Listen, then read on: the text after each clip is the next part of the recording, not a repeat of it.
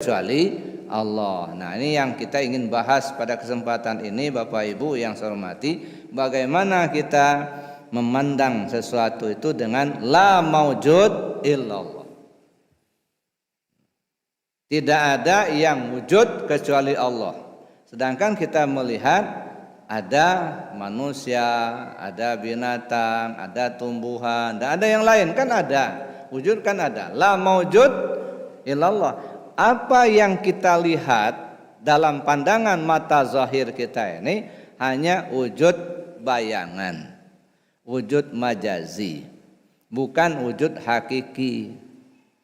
Nah, kalau kita tertumpu kepada wujud majazi, artinya yang terlihat secara zahir, maka kita tidak akan mampu menembus kepada wujud hakiki.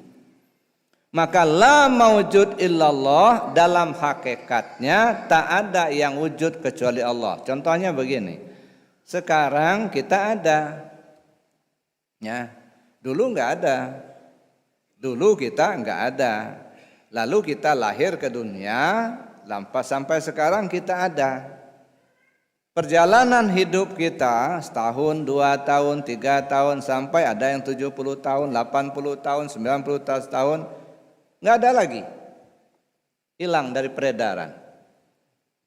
Pak Ketua, Pak Arjon, ada. Mungkin sekian puluh tahun yang akan datang, dulu ceritanya sudah dulu. Ketua Umum Korwe itu Pak Haji Arjon, dulu 30 tahun yang lalu. Kata anak cucu cicit-cicit kita, mana beliau sekarang? Udah nggak ada. Ini artinya dari tidak ada menjadi ada, kembali kepada ada, menjadi tidak ada. Dari tidak ada menjadi ada, kembali tidak ada. Nah, kalau begitu hakikatnya siapa yang ada? Yang ada itulah yang ada.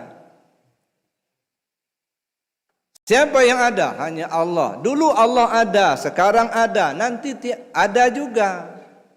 Allah enggak pernah tiada. Jadi selamanya dia ada. Jadi yang ada itu hanya Allah sebenarnya. Adanya kita ini hanya sekedar ada majazi, bayangan. Ada sementara saja. Nah, demikian kita memandang. Ya, jadi kita memandang segala yang ada ini secara zahir ada, secara hakiki tidak ada.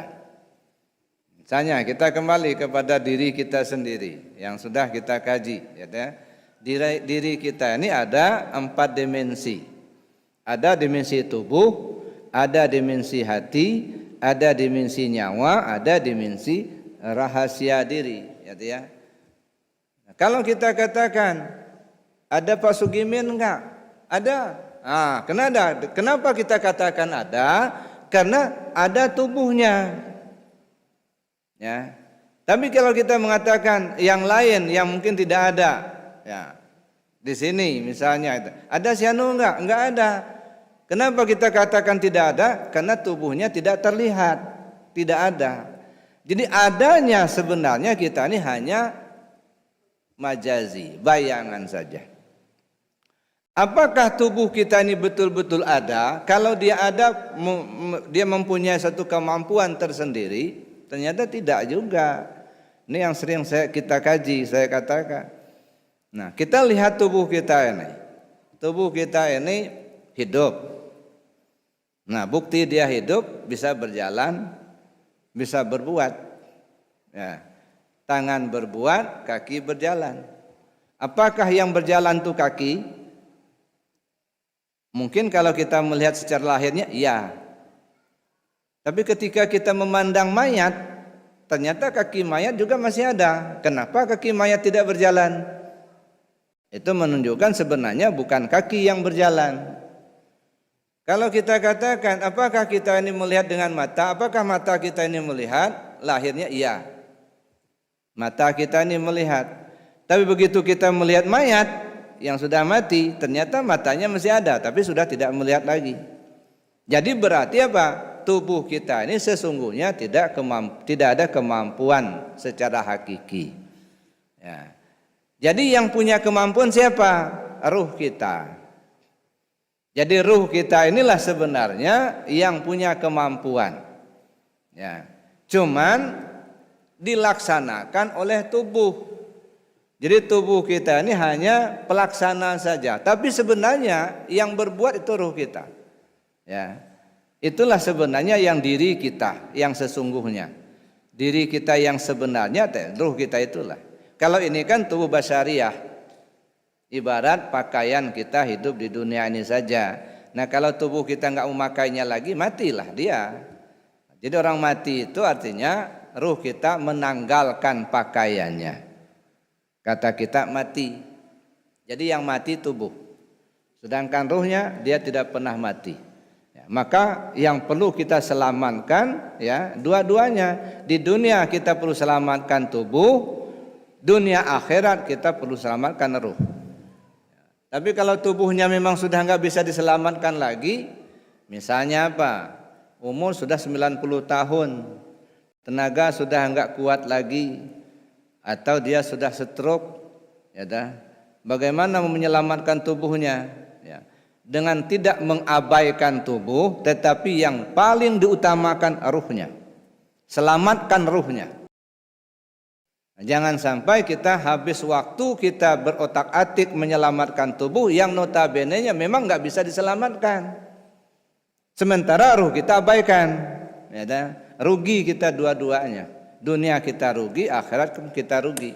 Di dunia menyelamatkan tubuh yang memang sudah waktunya nggak mungkin bisa diselamatkan karena memang usianya sudah tua atau karena penyakitnya yang sudah kronis, ya. Dengan tidak mengabaikan penyelamatan tubuh, jangan lupa selamatkan ruhnya. Itu yang dipentingkan.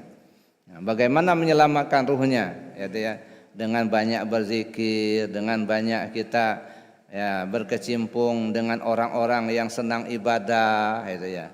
Yang paling tidak seperti itu, sehingga ruh kita ini selalu berada dalam lingkungan orang yang dekat dengan Allah.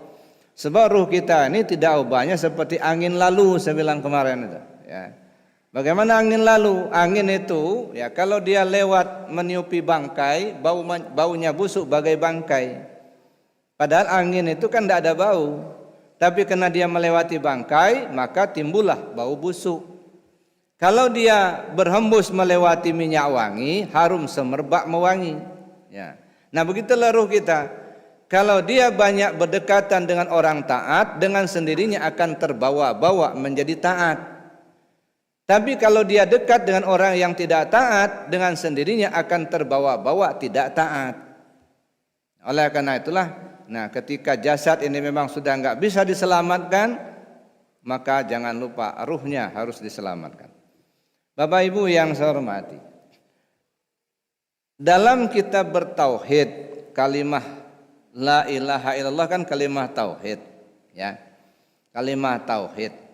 Dalam kita bertauhid ini kan ada 4 kategori tadi, ya. Ada yang disebut dengan tauhid af'al, ada yang disebut dengan tauhid asma, ada yang disebut tauhid sifat, ada yang disebut dengan tauhid zat.